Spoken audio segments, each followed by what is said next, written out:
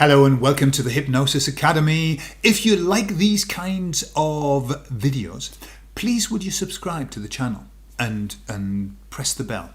I don't normally ask this, but I want to try and get the channel moving. So if you subscribe and you press like, for example, it really helps the channel, helps YouTube to decide that we are worth promoting. Yeah. Okay, today I'm talking about leading your client. And this chat is inspired by Ginter. Hello, Ginter. Ginter asked me to talk about this. So I'm going to talk about leading your client. And is it a good thing or a bad thing?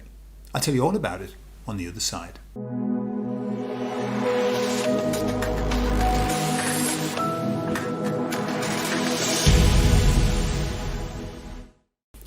So why am I talking about this? Well, Ginter is learning a process with another hypnotherapy academy.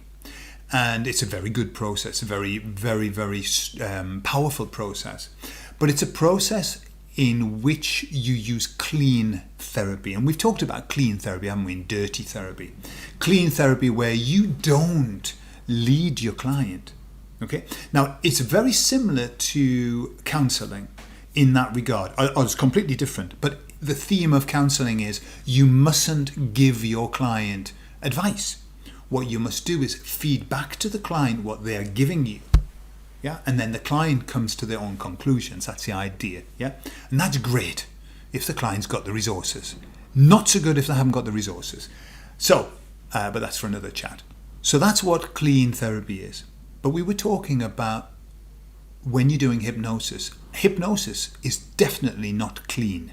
Hypnosis is extremely leading, and on purpose. So what do I mean by that? When I work with a client, let's say it's past life regression and higher self work. What I've discovered is this. At the beginning, I would just launch into the process and I would do the process, and 9 times out of 10 it would work out beautifully, and then 1 time out of 10 it would go all to pot. It would go weird. And what I realized was it went weird because the client didn't know where they were going. You know, there's an expression, if you don't know where you're going, you'll probably never get there. Now, you can lead people in hypnosis. In a moment, we're going to do this. And that's very common, and I use that a lot. In a moment, but not yet. I'm going to ask you to do this. Yeah, that's a great way of leading. But in hypnosis, we want to use the power of 3. We want to be telling somebody 3 times what we expect of them. When you tell your client what you expect of them, they will do it very, very often. Most times. It's rare that if you've made it very clear 3 times to your client what you want them to do, pretty much they're going to do that. And if they don't, that just means that, there's something else going on. They're scared or whatever.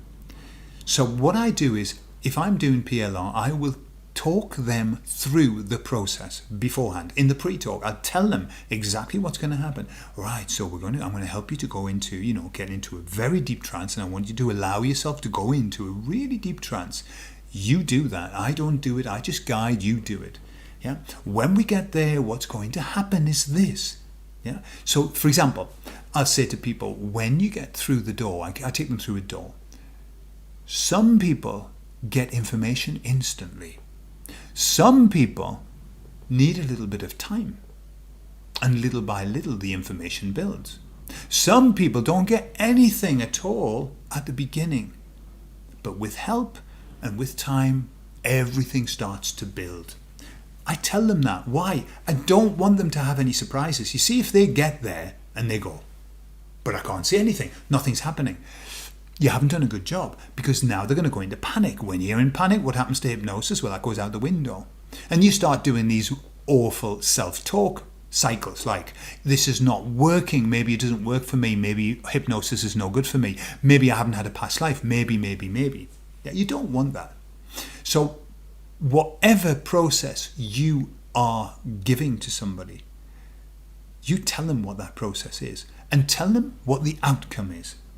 Right? Now, you don't want to give away everything. If I'm doing chair therapy And what I do tell them is, this is going to require you to let go of a tremendous amount of emotions that you've been storing up. And I build it up. I tell them all about these emotions that they've been kept locked down and they've got to let them go. I tell them over and over again, before we get there, they know that this is not a talky one. This is a cry one, a shouty one. I tell them that I've heard every swear word in the English language, I think, and that I've heard every swear word in the Spanish language as well, I think. So I tell them there's nothing that you can say that would offend me. Why do I do that? I'm telling them what I want them to do. I'm expecting them to be vulgar and angry and shout. Yeah. So you tell them exactly what you want them to do. But then I say, but don't worry, this has a happy ending. And all of the processes that I do in hypnosis, that's what I say. Typically, if I remember, this has a happy ending. What am I doing? I'm telling them it's going to end up nice. This is a hypnotic program that I'm setting up. So don't allow your client to create their own expectations based on the fact that they don't know anything about the process. You tell them what's going to happen. Now, Ginter is learning hypnosis from this particular gentleman in his school, and that guy charges £500 a session, right? And we were talking about that because obviously I've got my views on what we should charge. He's got his views, and in some regards, it feels a bit vulgar to me, 500. But can you imagine if you paid 500 for a session? Can you imagine the focus that would create? Do you imagine how focused you would be? Like, it would be shit or bust. This is going to work. This can't not work. You know, a session for £500, half of 1,000. And so, undoubtedly, he has tremendous success because of that. So it's interesting, isn't it? Would I charge £500? No, no, definitely not. The clients that he gets are clients that can afford to pay 500, and they're a different person. I think what I aim to do is my pitch is at people who are just nearly always just starting out or changing career or changing their life, and rarely do I have people who are very, very well off coming to me. I mean, yes, I do, but many times people are just kind of struggle their way through life and find something new to do, find a new way of living, so it's horses for courses. So yes, tell your client, remember the power of 3. Tell them what you're going to tell them, and then tell them what you've told them. Or, if you want, tell them what you're going to do it, and then tell them what you've done. Yeah? Same thing. All right, I hope that helps, and thank you, Ginter, for the suggestion. I love you all. Bye-bye.